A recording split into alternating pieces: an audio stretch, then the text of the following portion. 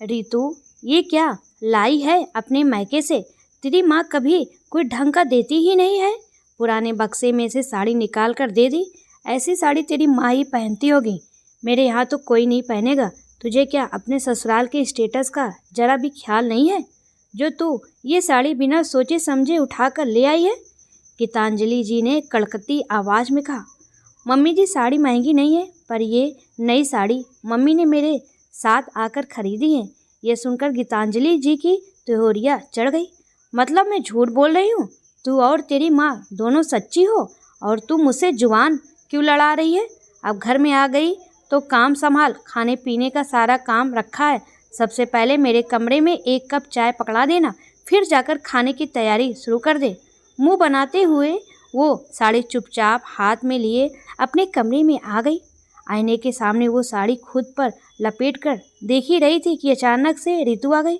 गीतांजलि जी सकपका गई और फटाफट साड़ी एक तरफ रख दी और पूछने लगी, इतनी जल्दी चाय बन भी गई?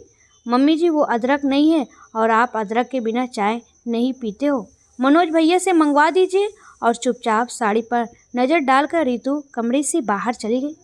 रितु की शादी को 2 साल हो गए थे और इन 2 सालों में उसकी सास ने उसके मायके वालों को नीचा दिखाने का एक भी मौका नहीं छोड़ा।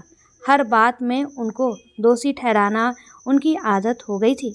रितु भी चुपचाप सुन लेती थी, क्योंकि उसका पति अपने माता पिता की कमाई पर ही निर्भर था। रितु का पति विपिन अपने पिताजी की ही दुकान पर बैठता था और काम संभालता था। गीतांजलि जी को इसी बात का गुरूर था कि उसका बेटा उसकी दुकान से कमाता है। वो हर महीने बेटे को कुछ रुपए सैलरी के रूप में देती थी, और वो रुपए बहुत ज़्यादा नहीं होते थे। काम तो विपिन सुबह से रात तक करता था, पर उसके बदले में पैसे कम ही मिलते थे। विपिन की शादी एक मध्यम वर्गीय परिवार में तय कर दी थी। रितु 3 बहनों में सबसे बड़ी थी। घर वालों ने जैसे तैसे शादी कर दी। अब आगे भी 2 बेटियों की शादी करनी थी। शादी के वक्त गीतांजलि जी ने कहा था कि हमें सिर्फ लड़की चाहिए, पर शादी के बाद 2 सालों में रितु के मायके वालों से हर त्योहार और शगुन के नाम पर रुपए और कपड़े मंगवाती रही।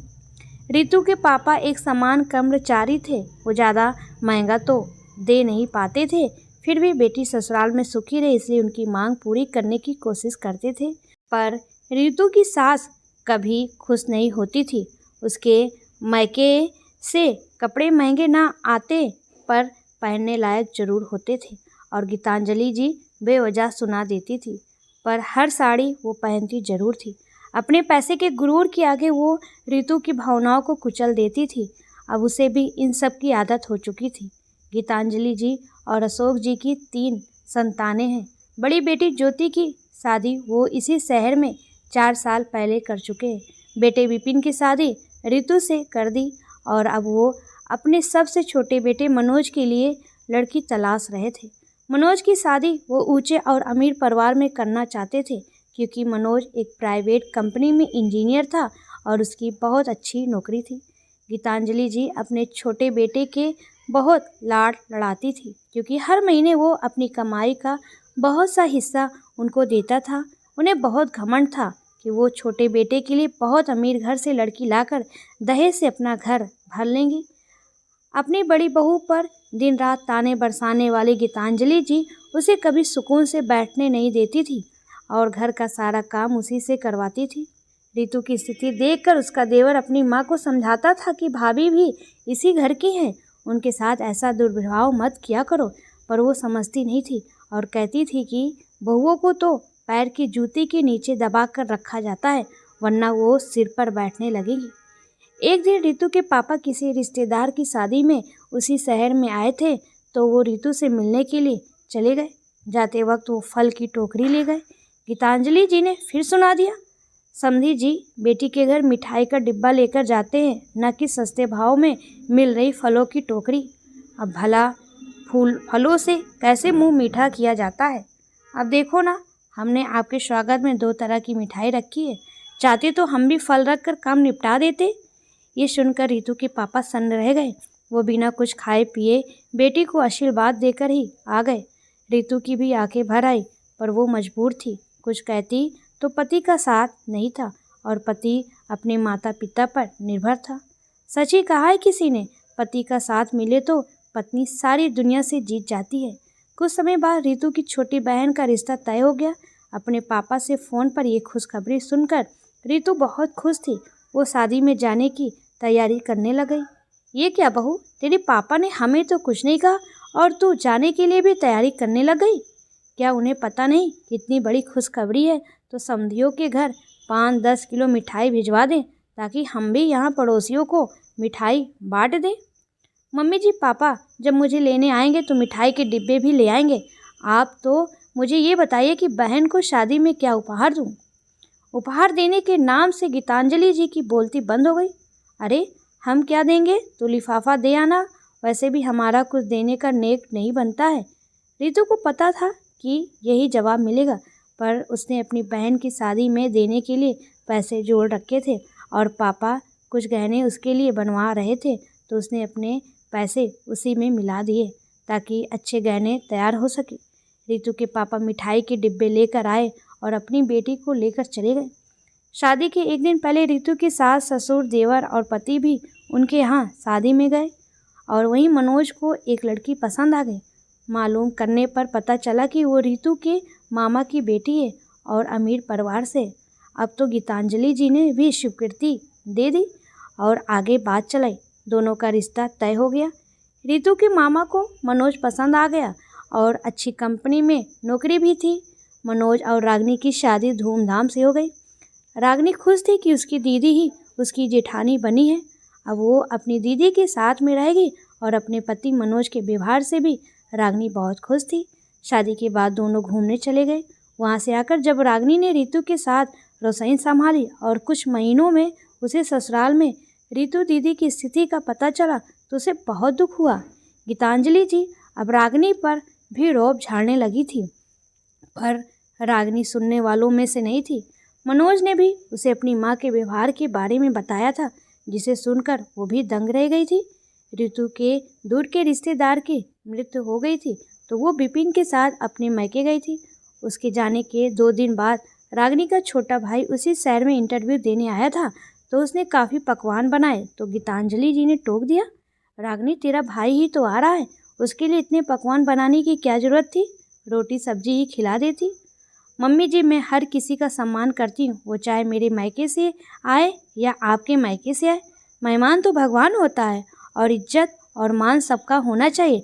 और फिर मैं पकवान मनोज की कमाई में से बना रही हूँ, आपको क्यों आपत्ति हो रही है?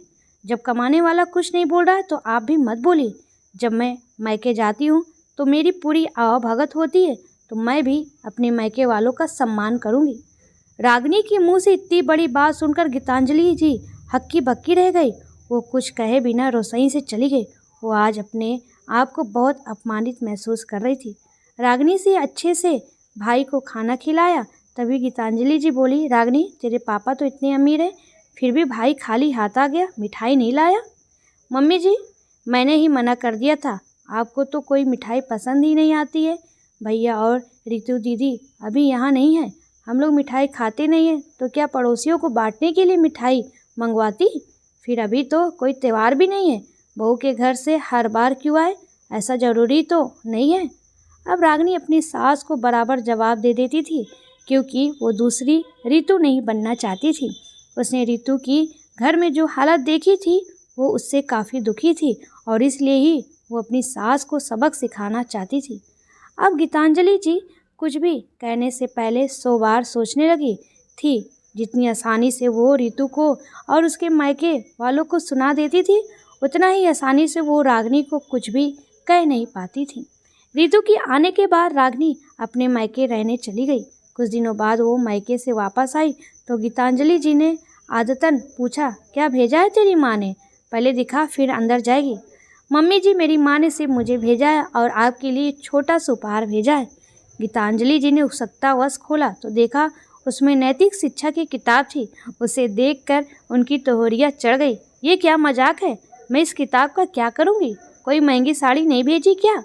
रितु की मम्मी तो जब भी रितु को विदा करती थी साथ में मेरे लिए साड़ी जरूर भेजती थी, जबकि वो तो तेरी माँ से भी गरीब है। हाँ, रितु दीदी की मम्मी आपके लिए साड़ी भेजती थी और वो साड़ी में आप 10 कमियां निकाल कर भी उसे पहनती थी। कभी ऐसा हुआ है आपने कोई भी साड़ी प्यार से या तारीफ करके पहनी हो? इसलिए मैं साड़ी नहीं लाई, पता नहीं कितनी कमियां निकाल देती। इसलिए आप ये नैतिक शिक्षा की किताब पढ़िए, जिससे आपको सीखने को मिलेगा कि इंसान के साथ कैसा व्यवहार करना चाहिए, दूसरों की भावनाओं को कैसे समझा जाए। आपने तो बहुओं को निर्जीव समझ रखा है। आपके लिए बस आपकी इज्जत मायने रखती है। आपको बहू की इज्जत और मायके वालों की इज्जत से कुछ लेना देना नहीं है। बहू के मायके वाले चाहे कितना ही कुछ अच्छा क्यों ना भेज दे, उसमें कमियां निकालना जरूरी है।